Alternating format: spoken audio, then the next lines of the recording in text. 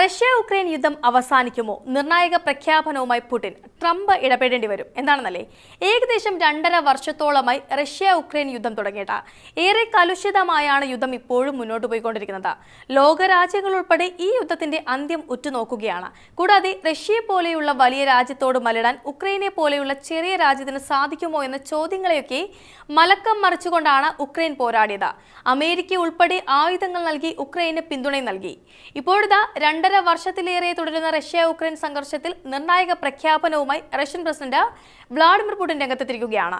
യുദ്ധം അവസാനിപ്പിക്കാൻ വിട്ടുവീഴ്ചയ്ക്ക് തയ്യാറാണെന്ന് പറഞ്ഞ അദ്ദേഹം ഇക്കാര്യത്തിൽ നിയുക്ത അമേരിക്കൻ പ്രസിഡന്റ് ഡൊണാൾഡ് ട്രംപുമായി ചർച്ചയ്ക്ക് ഒരുക്കമാണെന്നും അറിയിച്ചിട്ടുണ്ട്.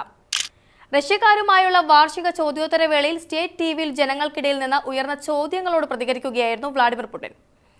ഉക്രൈനെതിരെ യുദ്ധത്തിൽ റഷ്യൻ സൈന്യം മികച്ച രീതിയിൽ മുന്നേറിയെന്നും പ്രാഥമിക ലക്ഷ്യം കൈവരിച്ചുവെന്നും ട്രംപ് വിലയിരുത്തി.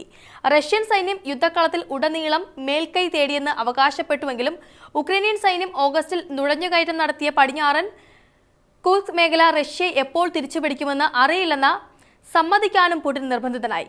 അതേസമയം പ്രസിഡന്റായി തിരഞ്ഞെടുക്കപ്പെട്ടാൽ ഒരു ദിവസത്തിനുള്ളിൽ റഷ്യ ഉക്രൈൻ യുദ്ധം അവസാനിപ്പിക്കുമെന്നാണ് പ്രചാരണ സമയത്ത് ട്രംപ് പറഞ്ഞത്. ഇതേക്കുറിച്ചുള്ള ചോദ്യത്തിലാണ് നിയുക്ത അമേരിക്കൻ പ്രസിഡന്റിന്റെ പ്രസ്താവനയെ ട്രംപ് സ്വാഗതം ചെയ്തത്. ഞാൻ അദ്ദേഹത്തെ എപ്പോൾ കാണുമെന്ന് എനിക്കറിയില്ല. അദ്ദേഹം അതിനെപ്പറ്റി ഒന്നും പറയുന്നുമില്ല.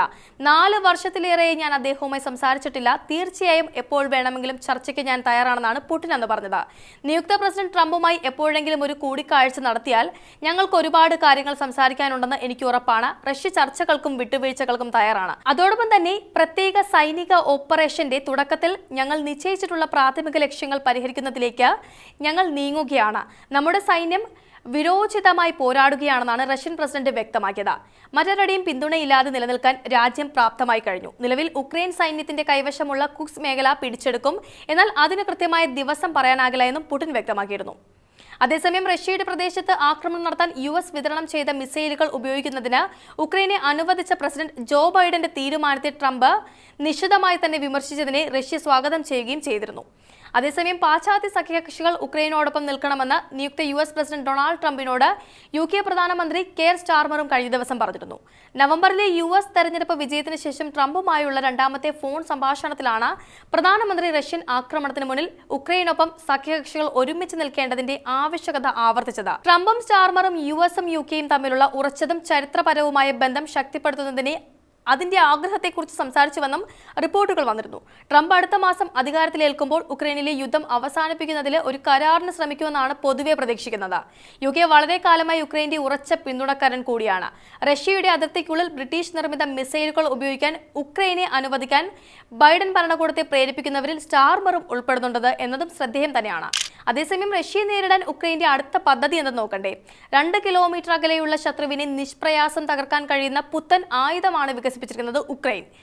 ട്രൈസപ്പ് എന്ന് പേരിട്ടിരിക്കുന്ന ലേസർ ആയുധം ഉപയോഗിച്ച് 2 കിലോമീറ്റർ അകലെയുള്ള വ്യോമ ലക്ഷ്യങ്ങളെ തകർക്കാൻ കഴിയുമെന്നാണ് ഉക്രൈനിയൻ സൈന്യത്തിലെ ഡ്രോൺ സാങ്കേതികവിദ്യയുടെ മേധാവി കമാൻഡർ വാഡിം സുഗ്രേവ്സി പറയുന്നത്.